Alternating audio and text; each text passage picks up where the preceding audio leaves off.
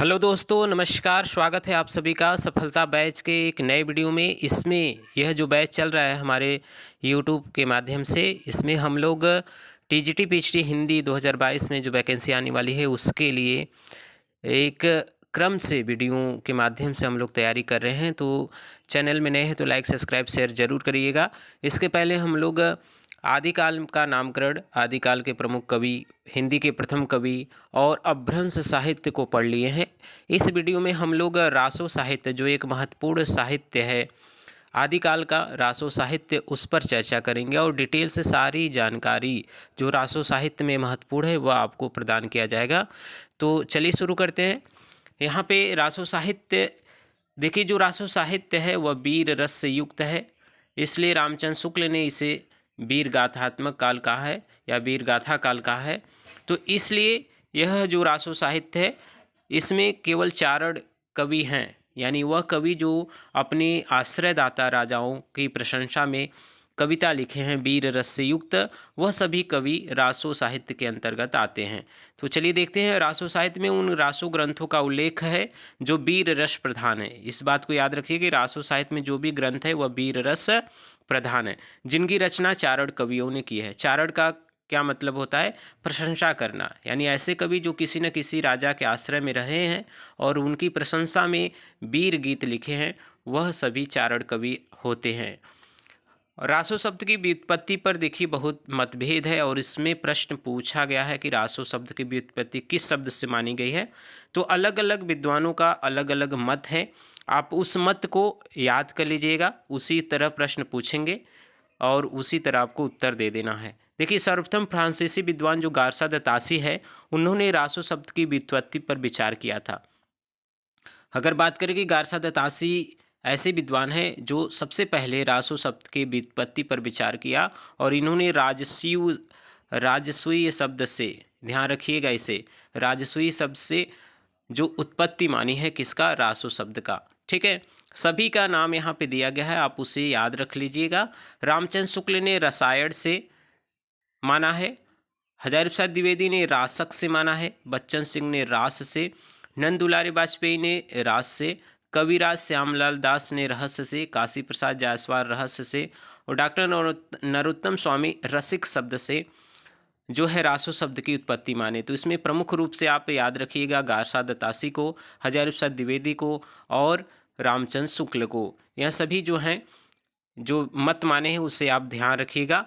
यहाँ पे एक तथ्य और आपको ध्यान रखना है कि माता प्रसाद गुप्त एवं डॉक्टर दशरथ शर्मा ने आचार्य हजारी प्रसाद द्विवेदी के मत का समर्थन किया है और यही मत अब मान्य है। तो जो हजारी प्रसाद द्विवेदी ने क्या माना था? रासक, यानी सभी लोगों का मत है कि जो हजारी प्रसाद द्विवेदी ने रासक शब्द माना है, मतलब रासो शब्द की उत्पत्ति रासक से माना है, वही अब मान्य है, उसी को सभी जो विद्वान है वह माने हैं। तो इसे ध्यान रखिएगा। बाकी सभी को आपको याद रखना है। अगर प्रश्न वैसे ही पूछ ले कि रामचंद्र शुक्ल ने रासो शब्द की उत्पत्ति किस शब्द से माना है, तो उस तरह आपको कवि के अनुसार यानी आचार्य के अनुसार भी आपको याद रखना है। ठीक है, चलिए अब बात करेंगे आगे। जो ग्रंथ है, पहले रासो साहित्य के ग्रंथ में जो महत्वपूर्ण ग्रंथ हैं उस पर हम चर्चा करेंगे। तो इसमें सबसे पहले हम चर्चा करेंगे बिसलदेव रासो पर, जो 1155 ईस्वी में लिखा गया है। यह महत्वपूर्ण एक रचना है जिसके रचनाकार कौन है? नरपति नाल हैं। नरपति नाल हैं जो सबसे पहले मतलब यह रचना लिखे हैं बिसलदेव रासो। ठीक है, और देखिए इसमें नायक और नायिकाओं के नाम भी आप ध्यान रखिएगा, वह भी प्रश्न में पूछ लिया जाता है। तो बिसलदेव रासो ने भोज परमार की पुत्री राजमती और अजमेर के राजा विग्रहराज चतुर्थ बिसलदेव के विवाह, वियोग एवं पुनर्मिलन की कथा सरस शैली में प्रयुक्त की है। यह 4 खंडों में विभक्त है। तो इसमें नायिका राजमती हैं और नायक बिसलदेव हैं, इसे याद रखिएगा। बिसलदेव के रचनाकार कौन है? नरपति नाल। ठीक है, चलिए इसमें प्रथम खंड में क्या है, कौन सी कहानी है उसे देख लेते हैं। प्रथम खंड में इसमें बिसलदेव तथा राजमती से विवाह दिखाया गया है। द्वितीय खंड में राजमती के व्यंग से राजा रुष्ट होकर उड़ीसा चले गए थे और 1 वर्ष वहीं रहे। देखिए यह भी प्रश्न एक बार टीजीटी में बना था कि बिसलदेव का जो नायक है वह रानी से रुष्ट होकर कहाँ चला गया था? तो उड़ीसा, यह प्रश्न बना था। ठीक है, तो इसे भी आप ध्यान रखिएगा। चलिए आगे करते हैं। अगला जो तृतीय खंड है, तृतीय खंड में इसमें रानी विवाह का वृत्तांत वर्णन है। चतुर्थ खंड में इसमें दोनों के पुनर्मिलन का वृत्तांत है। तो इस 4 खंड में यह विभाजित है, इसे ध्यान रखिएगा। यह एक प्रेम काव्य तथा श्रृंगार काव्य है तथा विरह काव्य भी है। हिंदी का विरह काव्य माना जाता है। और बिसल देव रासो जो है गेय शैली में लिखा गया है, इसे भी आप ध्यान रखिएगा। इसमें सबसे पहले 12 मासा का वर्णन है। 12 मासा यानी 12 महीनों का जो वर्णन किया जाता है, तो यह तथ्य आप ध्यान रखिएगा, यह तथ्य इम्पॉर्टेंट है। यह 12 मासा का वर्णन सबसे पहले जो दिखाई देता है वह बिसल देव रासो में दिखाई देता है। ठीक है, आचार्य रामचंद्र शुक्ल ने बिसल देव रासो की भाषा को राजस्थानी माना है। और बिसल देव रासो में 12 मासा का प्रथम महीना किससे शुरू किया गया है? कार्तिक महीने से। तो इसे भी आप ध्यान रखिएगा। बिसल देव रासो में जो पहला महीना 12 मासों में शुरू किया गया है, उसमें कार्तिक महीने से शुरुआत की गई है, इसे भी आप जरूर ध्यान रखिएगा। चलिए देखते हैं अब आगे जो आप हम बात करेंगे वह एक महत्वपूर्ण रचना है पृथ्वीराज रासो। पृथ्वीराज रासो एक महत्वपूर्ण हिंदी की रचना है जिसे प्रथम महाकाव्य कहा है। और रामचंद्र शुक्ल ने इसे हिंदी का प्रथम महाकाव्य कहा है और चंद्र बरदाई को हिंदी का प्रथम महाकवि कहा है। तो यह इम्पोर्टेंट रचना है, आप इसे ध्यान से समझ लीजिएगा, हर तथ्य को समझेंगे यहाँ पे हम लोग। तो चंद्र बरदाई दिल्ली नरेश पृथ्वीराज रासो के सामंत या राजकवि थे। पृथ्वीराज के सामंत कवि थे। उनके पूर्वजों की भूमि पंजाब थी तथा लाहौर में जन्म हुआ। चंद्रबरदाई और पृथ्वीराज का जन्म एक ही दिन हुआ और दोनों ही एक ही दिन संसार छोड़ा था। चंद्रबरदाई के 4 पुत्र थे। चतुर्थ पुत्र का नाम जल्हड़ था। जिस समय पृथ्वीराज को मोहम्मद गौरी बंदी बनाकर अपने देश ले जा रहा था, उस समय चंद्रबरदाई भी महाराज के साथ गए तथा उन्होंने अपने पुत्र जल्हड़ को पृथ्वीराज सौंप दिया था। इसमें यह प्रसिद्ध है, देखो यह प्रश्न पूछा गया था, पुस्तक जल्हड़ हथ दे चली गज्जन नृप काज, यह जो है वह किसके द्वारा कहा गया है? चंद्रबरदाई में यह भी पूछा गया था। पुस्तक जल्हड़ हथ दे चली गज्जन नृप काज।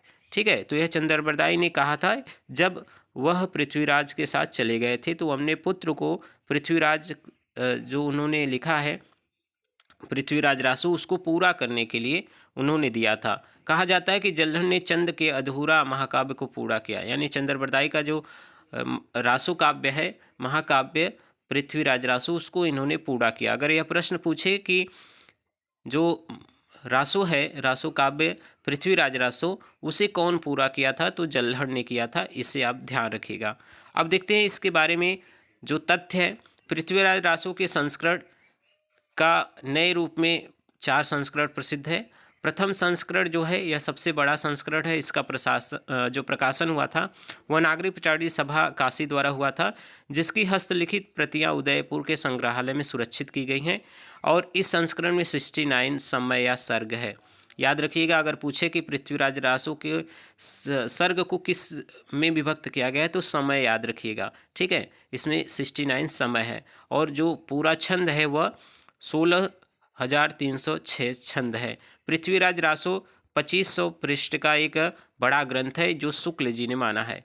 पृथ्वीराज रासो जो है वह 2500 पृष्ठों का एक बहुत बड़ा ग्रंथ है, शुक्ल जी यह माना है। दूसरा संस्करण इसका जो है वह 7000 इसमें छंद है, इसका प्रकाशन जो है नहीं हुआ है। ठीक है, चलिए अगला देखते हैं। तीसरा संस्करण जो हुआ था यह लघु संस्करण है, 3500 छंद इसमें है, जिसमें केवल 19 समय है। चौथा संस्करण ये छोटा संस्करण है जिसमें केवल 1300 छंद है। और चौथे संस्करण को डॉक्टर दशरथ शर्मा आदि विद्वान मूल रासो मानते हैं, यह ध्यान दीजिएगा। अब देखिए, रासो की प्रामाणिकता पर बड़ा संदेह है और इस पर भी प्रश्न बनते हैं। तो बहुत से विद्वान हैं, बहुत से आलोचक हैं जो इसको प्रमाणित मानते हैं, बहुत से अर्ध प्रमाणिक मानते हैं, बहुत से पूर्ण प्रमाणिक मानते हैं। तो इसे भी आप जरूर ध्यान रखिएगा, इससे भी प्रश्न बनते हैं। ठीक है, तो पृथ्वीराज रासो की प्रामाणिकता के विषय में विद्वान है। हिंदी साहित्य के इतिहास में यह ग्रंथ सर्वाधिक विवादास्पद रहा है। अगर बात करें कि पृथ्वीराज रासो को पूर्णतः प्रमाणिक कौन कौन मानते हैं, तो इस नाम को आप याद रखिएगा। डॉक्टर श्याम सुंदर दास, मिश्र बंधु, मोहनलाल विष्णुलाल पांड्या तथा कर्नल टाई, यह जो कर्नल टाड इनका नाम है, यह विद्वानों ने इसको प्रमाणित माना है। ठीक है, यह इसको प्रमाणित माने हैं। अर्ध प्रमाणित की बात करें तो हजारी प्रसाद द्विवेदी, डॉक्टर सुनीति कुमार चटर्जी, मुनिजिन विजय आदि विद्वानों ने इसे अर्ध प्रमाणित माना है। और पूर्णतः अप्रमाणिक की बात किया जाए तो इसको माना है रामचंद्र शुक्ल ने, गौरी शंकर ओझा ने, बोलर, मुंशी देवराज, कविराज श्यामलाल आदि विद्वानों ने। तो इसे जरूर ध्यान रखिएगा, एक बार दो बार पढ़कर आप याद रखिएगा पूर्णतः प्रमाणिक कौन माने हैं, अर्ध प्रमाणिक कौन माने हैं और अप्रमाणिक किसने माना है, तो इसे आप जरूर ध्यान रखिएगा। अब बात करते हैं, रामचंद्र शुक्ल ने चतुर्बरदाई को हिंदी का प्रथम महाकवि तथा पृथ्वीराज रासो को हिंदी का प्रथम महाकाव्य माना है। यह तथ्य आप जरूर याद रखिएगा और इससे ही प्रश्न बने। यह प्रश्न बना है कि रामचंद्र शुक्ल ने किसे हिंदी का प्रथम महाकवि माना है, तो वे हैं चंद्रबरदाई। ठीक है, चलिए आगे बढ़ते हैं। आगे हम देखेंगे कि जो पृथ्वीराज रासो हैं वह इसमें कौन सा रस का प्रयोग किया गया है, तो वीर और श्रृंगार, प्रमुख रूप से अंगी रस अगर माना जाए तो वीर है, लेकिन कहीं कहीं श्रृंगार रस भी दिखाई पड़ता है। इसमें कैमासवद खंड जो है वह पृथ्वीराज रासों में से संबंधित है। ठीक है, इसे भी याद रखिएगा। नरोत्तम स्वामी ने पृथ्वीराजों को मुक्तक काव्य मानते हैं। इसमें डिंगल और पिंगल दो भाषाओं का प्रयोग किया गया है। देखिए, जिसके योग से बना है उसे ध्यान रखिए। राजस्थानी प्लस अभ्रंश से डिंगल है और ब्रज भाषा प्लस अभ्रंश से पिंगल भाषा है, यह दोनों से बनता है, इसे भी आप ध्यान रखिएगा। अब आगे बढ़ते हैं, देखते हैं अगला जो महत्वपूर्ण रासो ग्रंथ है वह है परमाल रासो। इसके रचनाकार है जगनिक, इसे ध्यान रखिएगा। जगनिक जो है वह महोबा के राजा परमृदि देव के आश्रित थे। उत्तर प्रदेश में आल्हा खंड के नाम से जो काव्य प्रचलित है वह परमाल रासों के मूल रूप का विकसित रूप माना जाता है। परमाल रासों में आल्हा और उदल नामक दो वीर सरदारों की वीरतापूर्ण लड़ाइयों का वर्णन किया गया है। तो आल्हा और उदल जो वीर दो भाई थे उनकी वीरता का वर्णन इसमें किया गया है। और याद रखिएगा परमाल रासो एक गेय काव्य है, इसे इसलिए आल्हा और उदल के नाम से यह गाया जाता है आल्हा के रूप में, इसलिए आल्हा खंड भी इसे कहा जाता है, तो इसे भी आप जरूर याद रखिएगा। आल्हा खंड के नाम से 1865 ईस्वी में फर्रुखाबाद के तत्कालीन कलेक्टर मिस्टर चार्ल्स इलियट ने सर्वप्रथम इसका प्रकाशन किया था। अगर पूछे कि आल्हा खंड के नाम से सर्वप्रथम इसका प्रकाशन किसने किया था, तो मिस्टर चार्ल्स ने इसका प्रकाशन कराया था, जिसके आधार पर डॉक्टर श्याम सुंदर ने परमाल रासो का पाठ निर्धारित किया और नागरिक प्रचारी सभा से इसे प्रकाशित कराया था। इस तथ्य को आप ध्यान रखिएगा।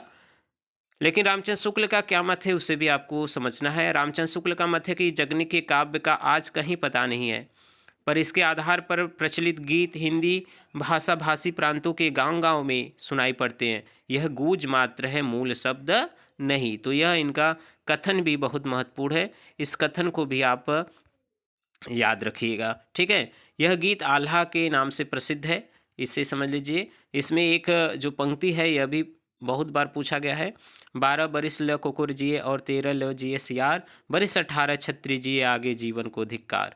तो इसे याद रखिएगा, इसमें यह पंक्ति आता है। यह किसका पंक्ति है, तो यह पंक्ति है परमाल रासो का। ठीक है, तो यह रासो काव्य चल रहा है, इसमें महत्वपूर्ण ग्रंथ को हम लोग देख रहे हैं। अब आगे हम जो देखेंगे वह खुमार रासो। खुमार रासो भी एक महत्वपूर्ण रासो काव्य है, जिसके रचनाकार हैं दलपति विजय।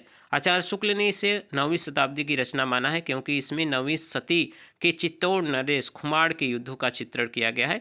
यह 5000 छंदों का विशालकाय ग्रंथ है। तो इनकी रचना और रचनाकार को बस याद रखिएगा। विजयपाल रासो के रचनाकार हैं नल्ले सिंह। इसमें विजयपाल ने पंगा राजा से की थी, उसका वर्णन है। हम्मीर रासो, इसके रचयिता हैं सारंगधर। यह अभ्रंश से प्रभावित रचना मानी जाती है। ठीक है, पृथ्वीराज विजय, इसके रचनाकार है जयानक, तो इसे भी आप ध्यान रखिएगा। आगे हम देखते हैं अगला जो महत्वपूर्ण तथ्य है वह है रासो काव्य की प्रमुख विशेषताओं को हम लोग देखेंगे। तो इसमें जो विशेषता है वह कौन सा है, रासो काव्य में आश्रयदातों की प्रशंसा की गई है। रासो काव्य में युद्धों का सजीव वर्णन मिलता है। इसमें ऐतिहासिकता का अभाव और कल्पना का प्रधान है। इसमें प्रकृति के आकर्षण चित्र अंकित है, जैसे बिसलदेव रासो और पृथ्वीराज रासो में पृथ्वी के में मतलब प्रकृति का चित्रण है। यह वीर रस के साथ साथ श्रृंगार रस को बराबर स्थान दिया गया है। इसमें छंद पर्याप्त मात्रा मिलता है और रासो काव्य की भाषा प्रायः डिंगल रही, क्योंकि यह वही भाषा है जो वीर भाव के व्यंजना के लिए उपयुक्त रही है। तो यह हम रासो काव्य आज हम पढ़े हैं। इसके बाद हम एक नए जो आदिकाल के काव्य हैं उसको लेकर आएंगे। तो यह महत्वपूर्ण कुछ तथ्य थे जो हमने चर्चा की हैं। वीडियो कैसा लगेगा ज़रूर बताइएगा, लोगों को जोड़ने का प्रयास करिएगा जिससे यह सफलता बैच अधिक से अधिक लोगों तक पहुंच सके। मिलते हैं एक नए वीडियो में, तब तक के लिए आप सभी का बहुत बहुत धन्यवाद।